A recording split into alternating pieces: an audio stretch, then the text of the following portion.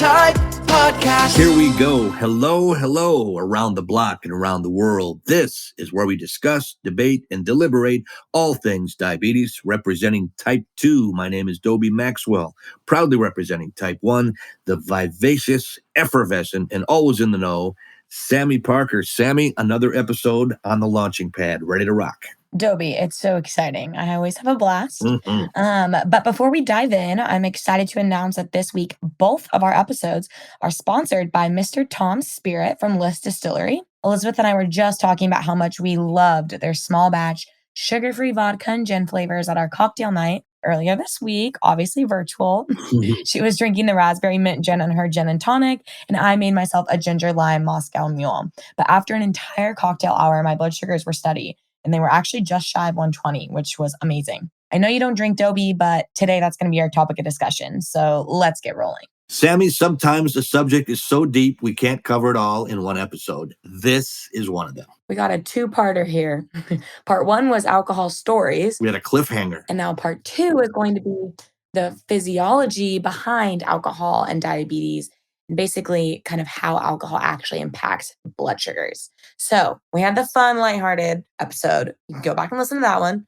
Now we're going to drop the big bombs as to why it's not healthy to overdrink and what can happen and just being aware. So can I just dive in, Dobie? Are you good with that? Dive into it only because, again, as if you're just joining us now, we appreciate it. I do not drink. I have never drank alcohol. I've been around it. So I'm going to plead a dummy on this particular thread and let you talk because I've been around it, but I haven't experienced it. Sammy's just the alcoholic. I'm kidding. It's like, to me, it's like women talk about pregnancy. It's like, you know what? And maybe I've been around it, but I'm never going to be pregnant. So my word doesn't really matter. So yes, take over. Dig in. Me and our producer, Elizabeth, are like, yeah, let's go get our drinks. And I'm like, oh, Elizabeth is known. She's all over Canada. She's a party. No, I'm kidding. And Dobie's like, nope. And I'm like, I seem like the bad person. I'm kidding.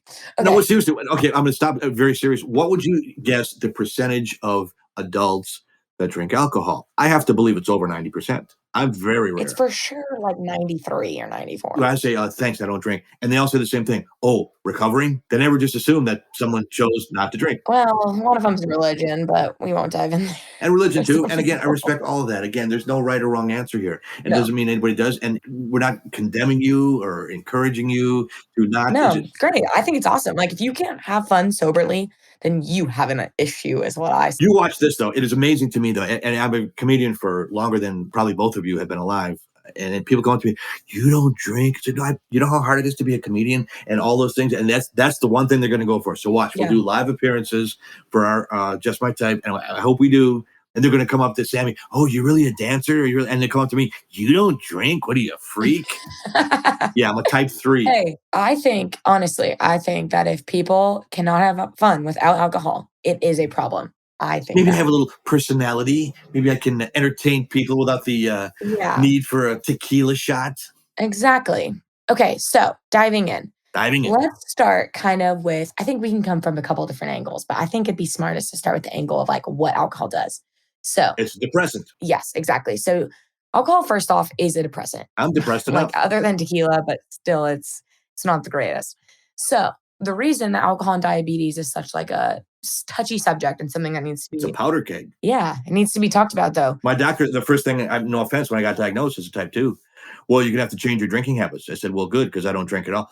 And he's the same thing. Oh, okay. Yeah, that's so nice. He had the whole list ready to go. Exactly. So with diabetes and alcohol basically is metabolized really quickly and is metabolized like quicker than food. So when you're drinking, basically like the alcohol is metabolized so fast that the glucose is going into the cell and your actual like glycogen stores can't be broken down to be like basically put out in the bloodstream. So your blood sugar drops very quickly because your body metabolizes alcohol. I don't know exactly the physiology behind it, but I mean, that's the closest, most complacent, basically, physiology as to what's happening. It gets metabolized way quicker. So that's what results in a hypoglycemia, which is a low blood sugar.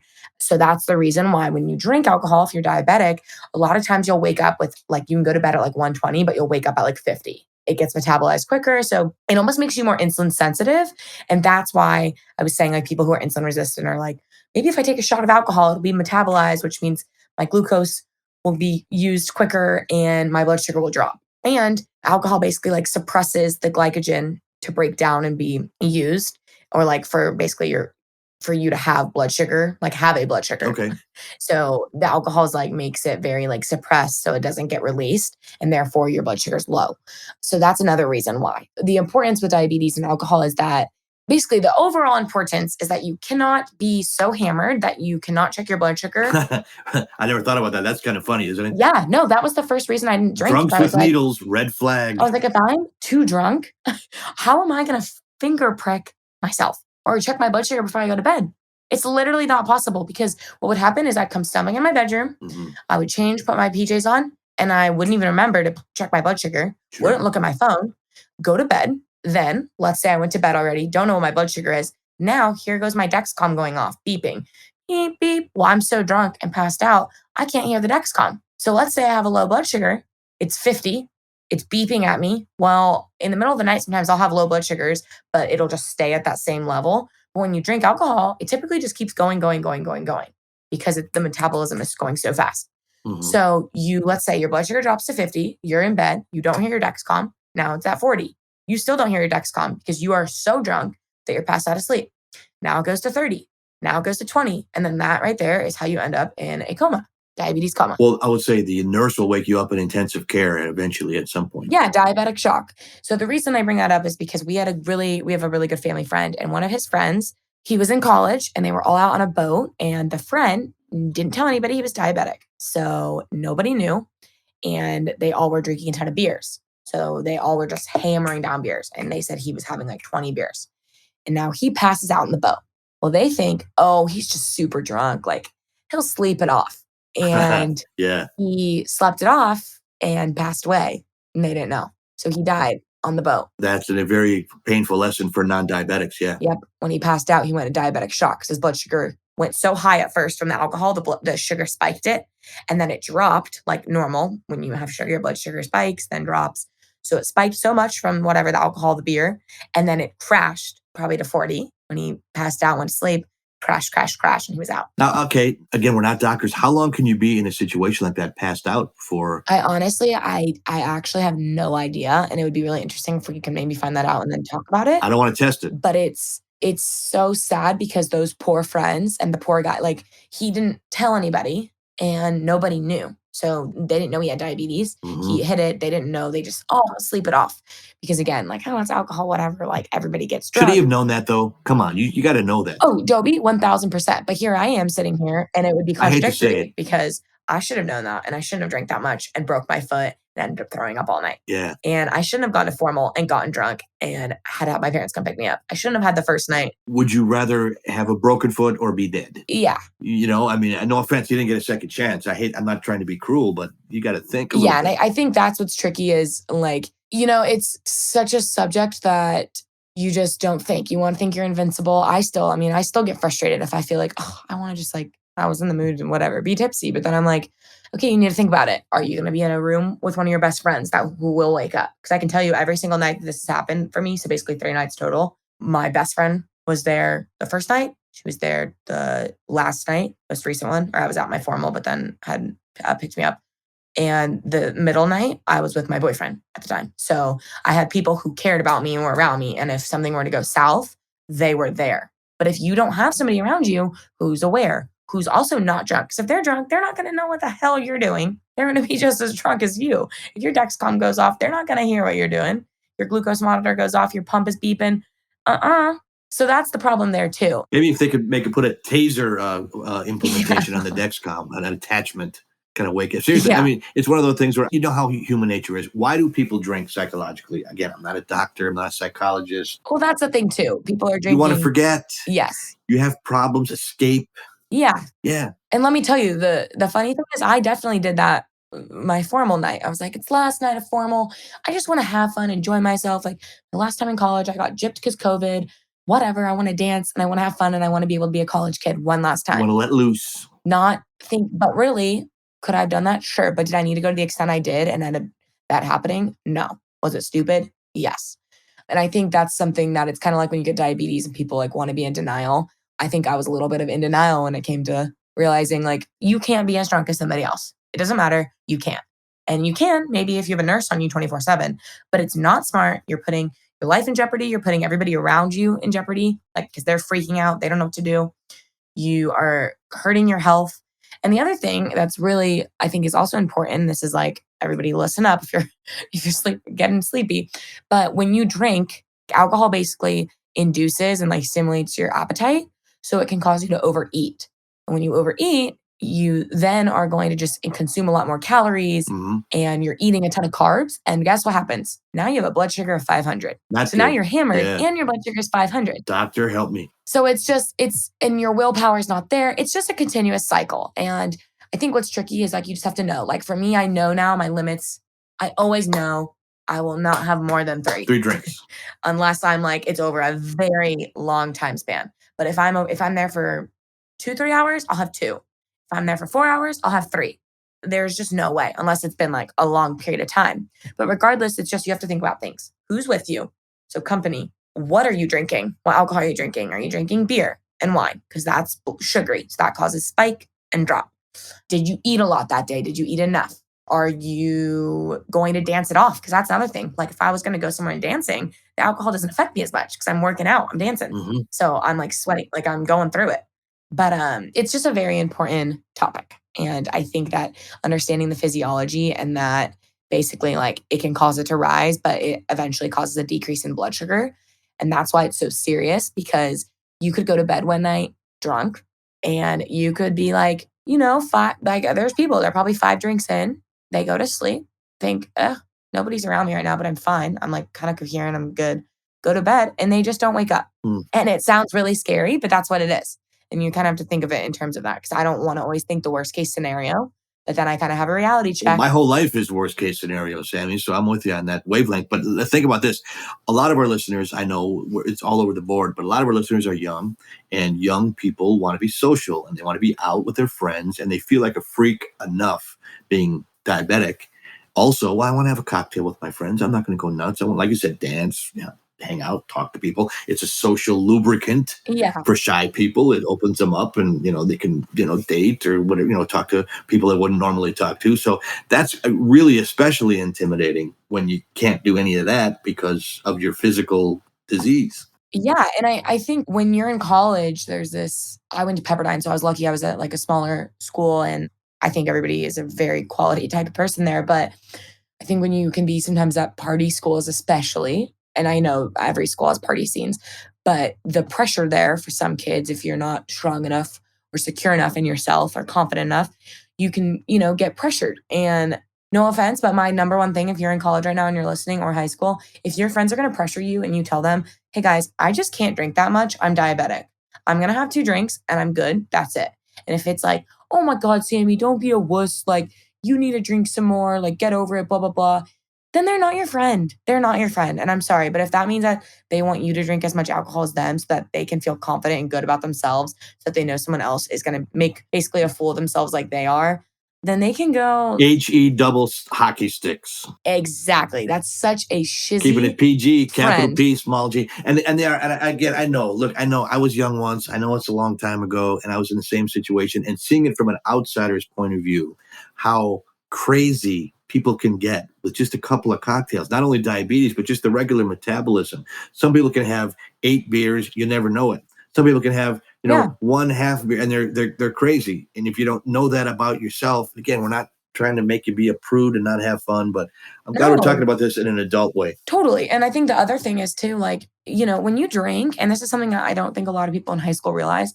Obviously, if they drank then and they've had a hangover, but it's not fun when you wake up and you aren't in the mood to do anything either, because then what does that mess up? Well, like me and you, Dobie, we both have our exercise routines. Mhm. Dobie's been walking it up. I either walk or go to the gym. So let's say we both wake up. Now we're both hungover, like super hungover. And it's like, oh, like, do I want to do that every weekend? Because now I'm like, don't feel like working out, which then is going to cause me to be a little more insulin resistant today. And then my whole day gets ruined. It's like, I'm alive, I'm healthy, I'm good. Like, and I'm not saying don't go out and drink, because I normally have, if I go out, I'll normally get like 2 drinks. And I like going out and getting a drink. I think it's fun activity. But the whole like, let's get hammered, it's super fun. It's just something that needs to be recognized and talked about and like understood as to why too. Alcohol is absorbed quicker. It's a liquid. It's absorbed quicker. It goes in your bloodstream, causes a low blood sugar. Metabolism quickens. Insulin sensitivity quickens. You keep drinking. Now you eat a ton of food. Well, now your blood sugars are high. Like, it's just It's vicious. It's nasty. recipe for disaster. We're here to entertain, educate, and engage. We're entertaining and educating because I didn't know a lot of this stuff either. This is pretty serious shiz. It is. And I think, too, it's important that everybody understands basically what type of alcohol, too, is probably the greatest type for a diabetic to deal with. And I think we can touch base on that. We're going to take a quick break right now. She is Sami Parker. My name is Dobie Maxwell. This is Just My Type, the Diabetes Podcast. We'll be right back with more information that you can use right after this. Stay with us, please. Hey everyone, it's Sami here, and I'm stoked to say I get to enjoy the party just as much as everyone else thanks to my discovery of Mr. Tom's List Distillery. They have 100% sugar and gluten-free spirits, such as vodka and gin, meaning I can choose any drink to match any vibe. I know what you're thinking, aren't all spirits sugar-free? Well, actually, no. If you're looking for some fun flavors, they often come with a major spike in cost in blood sugars. Not Mr. Tom's though. I can enjoy their naturally infused small batch gin and vodka flavors. Make my very own Moscow Mule with their ginger lime flavor just the way I like it. Now with these premium spirits, I don't have to compromise my health or the safety of others to have a good time. And cheers to the weekend with my friends. So cheers, grab a drink, and join me at the party all summer long with Mr. Tom's Spirits at www.listdistillery.com. The Diabetes app is an online community platform that was created to help people living with diabetes find support and information in one spot. On the Diabetes app, you can join groups and connect with other people all over the world and find tips that actually make a difference. And now, while you're using the app, you can collect points and earn rewards. Wait, you're confusing me. What do you mean? What I mean is the Diabetes app now gives you points anytime you like, comment, or post. You can collect these points and exchange them for rewards. We're talking promo codes, accessories, and more free gifts. Whoa, I like the sound of that. So you're saying I can earn free rewards just for doing what I already do? That's exactly what I'm saying. Keep using the Diabetes app, connect with others, find tips, and get rewarded for doing so. We're back. Alcohol is our subject for 2 episodes, and Sami, we filled them both because it's such a big deal. I know. Honestly, it's a really big deal. And I think that we should kind of touch base maybe on like different alcohols and how they affect your blood sugar, just to be aware. Is this from experience or did you do some research on this? This is both research and experience. Now, I'll say this from an outsider's point of view.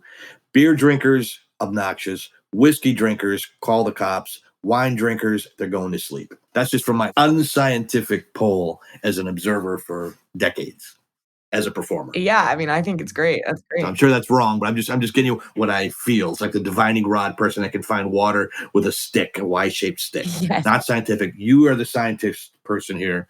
Let's hear it from the scientist's mouth. All right. Well, so basically what I've noticed, again, like I said, wine and beer, spirits. I'm not saying stay away because I have wine. I don't drink beer. I don't like it. Personal opinion. I know some people do like it, but they just have a lot of carbs. So it's kind of like, it's almost like the same thing as saying, why wouldn't you have like, oh, Samantha, why don't you drink this Starbucks drink? I'm like, oh, well, I choose one that doesn't really have carbs in it, but I just don't want to deal with taking insulin for it. So to me, it's like, why worry about that? Because then when you take insulin, since you're insulin sensitive because the alcohol, it's like, then you're going to take insulin for one, it's going to spike, and then the insulin's going to kick in, you're going to crash. So those can just be a little more tricky to kind of deal with. Dumb question before you go on. Yeah. What about non-alcoholic beer? Does that still have carbs? Honestly, I think so, because unless you're getting like 0 carb one, like those ones that are like flavored with different things, but it does, because all it is the alcohol content is in it. Okay, because I know a lot of people go that route. They try to be social and they drink non-alcoholic beer. So I don't know, just asking for the listener, asking for a friend. But I think the smartest thing from my experience and any other diabetic I've talked to, again, is like hard alcohol, which sounds funny, but you measure it out. It doesn't have carbohydrates and it's not a sugary drink. So like a tequila soda, a vodka soda, gin and tonic, even like there's a drink called a gimlet and it's gin and lime juice. Vodka gimlet. That's what I've heard. Yeah, you can kind of do it however. I like for a gimlet for me is like gin and lime juice, but I think it varies. And I like that just because it's clean again. I'm not a sugary drinker. I'm not going to pick a Aperol Spritzer or like a brandy. Brandy's a harder wine. Yeah, even I'm not going to drink Wisconsin rum. drink. Like if you are diabetic, stay the frick away from rum, because that's like, I've never even had it because I'm like, why taste it and drink it when I know it's sugary? Like there's just, it's just no point. And also another reason too is binge drinking in general is not good, obviously. And because you're already struggling, like diabetics already struggle with keeping, like maintaining good kidney and liver function. And alcohol targets your liver. So it's like, and kidneys. So it's like, why hit a double whammy? It's like two blades that are just like both. Well, can they transplant your liver? I know people that like to drink so much. It's like, oh, I'll get a new liver. That's like a joke. A lot of people. Oh, Dobie. I've seen that before and it makes me so sad. Yeah. So basically, I would just like harder alcohols are normally the smarter way to go. Also, there's like kombuchas and they a lot of times have lower sugar as well. But just the sugary drinks are a no go. And be smart about wine, be smart about beer, like ice Smirnoff drinks that just don't even touch it. Like, I'm sorry, guys, don't touch it. What about moonshine? I've actually had moonshine when I was in Europe. Yeah. You can put that in the radiator of your car. That's some strong stuff. I was in Croatia. It was amazing. But yeah, definitely I had a very small tasting. And I was in West Virginia one time and somebody really liked my show. There was a whole table full of like 8 people. And it was around Christmas time. And they said, you want some Christmas cherries? And there were chocolate covered cherries made with moonshine. I could smell them about 8 feet away. I was like, no, thanks. These things, they got some far. Some what? Some far. yes. F-I-R-E. Far. That's how they say it in West Virginia. These people were eating chocolate covered cherries made with moonshine. So crazy. No sugar there with the cherries and the chocolate and the moonshine. I know. There's actually this wine and it's almost like a prosecco, which is champagne. I like champagne, doesn't have that many carbs, not as much as wine, but it's a zero sugar, zero carb. Mhm. And I forget the name of it. Maybe I can find it, but it's super, super good. And it's just a normal, like there's no sugar, no carbs, but it's the same. There's alcohol in it, and it's the same as like drinking champagne and prosecco. But I love it, and I think that that's also a great alternative. So honestly, just focusing on like low sugar, low carb for alcohol, because there's just no point in drinking a ton of carbs when you're drinking alcohol and knowing the setting. But I think the point of this one was just so everybody's aware like what it does and why it can be dangerous. And to be aware that it doesn't only affect you, but it affects the people who are with you and who have to watch over you. And it's scary because I like feel so bad that everybody had to deal with me those nights because I'm like, oh, if I was dealing with somebody else, I'd be so worried and so petrified. And it's unfair. It's selfish to do to them. And it's also selfish to do to your own health. So that is it. My stance, Dobie. I respect it, Sammy. It is difficult enough to be young and in college anyway with all the social graces. And this just adds to it tenfold. Yes. So again, not trying to be prudes like you. We want you home before 10 o'clock. But thank you, Sammy, for sharing. Because to me, as an outsider, I always feel bad when I see young people. Yeah. Because you're going to try. You're going to see where the limits are. Totally. Exactly. I get that. I never had kids, but I would. And nobody's perfect. No, but I mean, when you can end up dead in the bottom of a canoe, that's a pretty big risk. Exactly. A hangover should be a warning. That you talk about throwing up at 2 o'clock in the morning. That's a warning. To me, fun and those things don't go together. As an outsider, that's not fun to me. But some people, they can't wait to drink. No, it's not fun at all. So, okay, on that happy note, any words of wisdom? Be open with people that you're diabetic. Be honest and be confident, because if they're not going to listen to what you have to say and that you only want to have 2 drinks and that's it, then you need to kiss them goodbye. Like, sayonara, suckers. Because it's like health comes first, and always prioritize health over anything. I think it goes without saying, because I've been around this, don't drink and drive. Oh, yes. Do not drink and drive. Especially do not drink and drive and try to check your blood sugars. Like, no. You're trying to prick your finger with it. Exactly. It's a no-go. It's common sense, and we're teaching it here. Sammy, we did not 1, but 2 complete episodes on this. This is how important this topic was. Part 1 and part 2, baby. It was very important. I was like, type 1 and type 2. Part 2 is better because type 2 is better. Part 1, part 2, type 1, type 2. So, guys, question of the pod. What is one tip you have for diabetics drinking alcohol? And please give us a 5-star review. We'd love to see it and hear it because we want to engage the diabetes community, spread the word, and allow people to give their opinions. We want you to be comfortable to let your hair down and just talk real. We're here, and if someone else in your family doesn't get it, we do. We're creating a community, and we're glad you're part of it. My hair's down, Dobie's hair's down, and we want your hair to be down. And Elizabeth's hair is down. So please answer the question of the pod, and you can find us on Instagram, TikTok, and Twitter at JustMyTypePod _ Facebook at JustMyTypePod. And our hashtag is JustMyTypePod. But again, be smart with alcohol, make smart choices, and be aware and educate yourself. how it impacts and affects diabetes. We appreciate you appreciating us. Sami, we're going to land this mothership here, put the cherry on the sundae. Say la vie, baby. This is the Just My Type podcast.